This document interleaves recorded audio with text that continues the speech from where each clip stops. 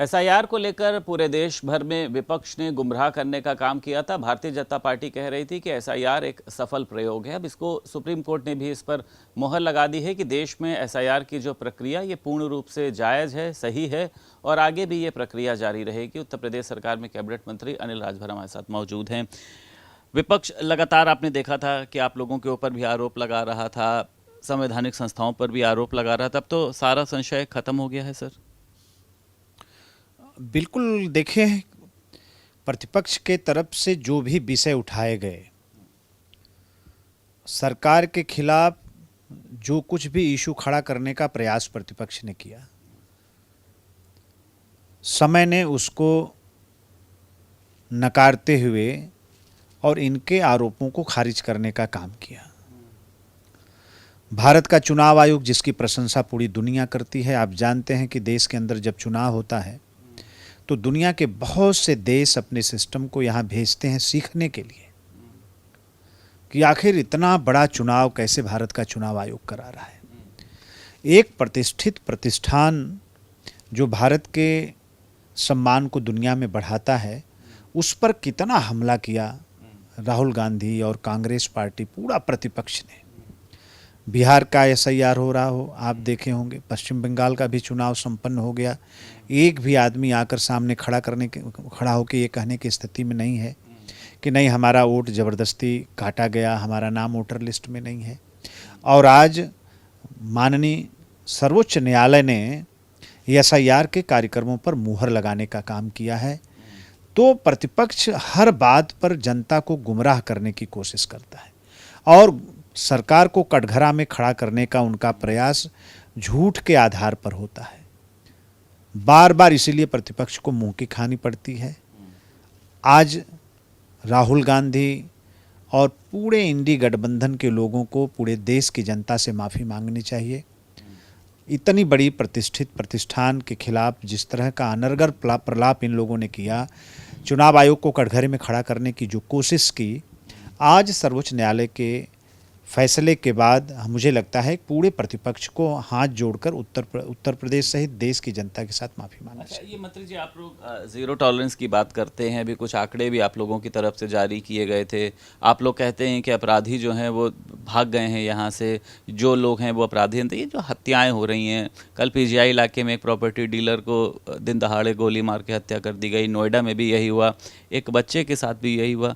तो क्या कानून व्यवस्था लचर है? आप मानते हैं विपक्ष भी आप लोगों पर बहुत हमलावर है? नहीं, घटनाएं जो हुई हैं उसके लिए दुख है, लेकिन देखिए घटनाएं हुई, हमने कार्रवाई क्या किया?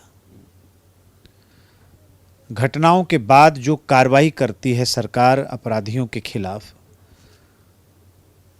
वो एक नजीर बनता है। हमारे कार्रवाई पर कोई सवाल खड़ा नहीं कर सकता।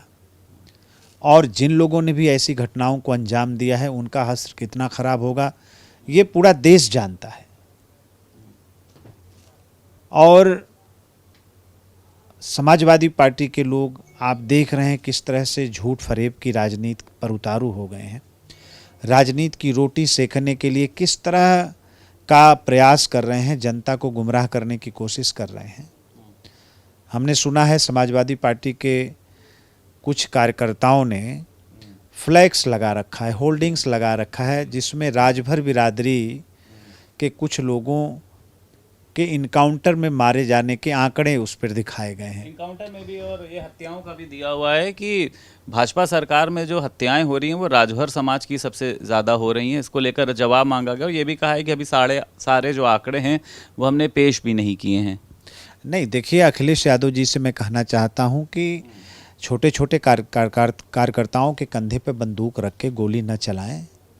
अपने बिरादरी के आंकड़े क्यों नहीं ले आते वो?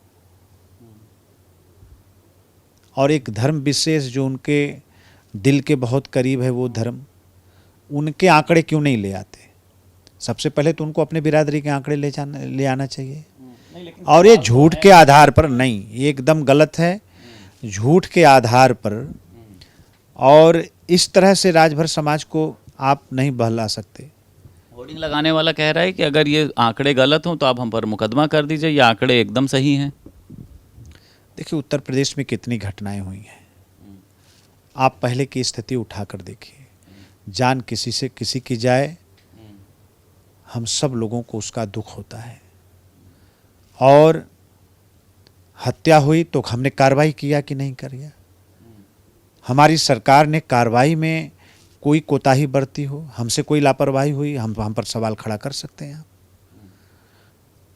मुलजिम जेल न गए हों, मुकदमे न लिखे गए हों, आप हम पे सवाल कर सकते हैं। अगर कोई घटना भी घटी है तो सरकार ने कार्रवाई किया है, मुलजिम को जेल भेजा है, अपराधी को जेल भेजा है, मुकदमे लिखे हैं। और मैं फिर समाजवादी पार्टी के राष्ट्रीय अध्यक्ष जी से कहूँगा कि अपने बिरादरी के आंकड़े को पहले पूरे देश के सामने रखना चाहिए उनको। ठीक है। परीक्षाएं लगातार लीक हो रही हैं, चाहे वो नीट की हो या फिर अन्य हो। राहुल गांधी कई लोगों से मिले भी हैं। इसमें सरकार की क्या जवाबदेही है? इसको लेकर भी राहुल गांधी जो है वो सवाल कर रहे हैं, और छात्रों में भी जो है वो बहुत ज़्यादा मंत्री जी असंतोष है कि कैसी ये सरकार है कि परीक्षाओं को पारदर्शी तरीके से नहीं करा पा रही है। नहीं, छात्रों में असंतोष होना स्वाभाविक है, हम लोग उनकी भावनाओं को समझ सकते हैं। देखिए, इसीलिए प्रकरण की गंभीरता को समझते हुए पूरे प्रकरण की जांच सीबीआई को दी गई, जो देश की सबसे बड़ी और सबसे विश्वसनीय एजेंसी है। हम उससे जांच करा रहे हैं। माननीय मोदी जी की सरकार सीबीआई को ये जांच सौंपी है, तो मुझे लगता है कि हमें थोड़ा दिन और इंतज़ार करना चाहिए और इस तरह की घटनाओं की पुनरावृत्ति न हो, देश के अंदर दोबारा ऐसी घटनाएं न हों।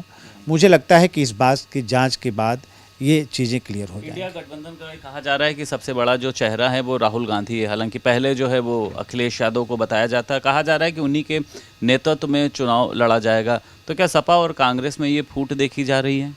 नहीं, स्टालिन से पूछ लीजिए, अरविंद केजरीवाल जी से पूछ लीजिए, और ममता बनर्जी जी से पूछ लीजिए, समाजवादी पार्टी के राष्ट्रीय अध्यक्ष जी से पूछ लीजिए।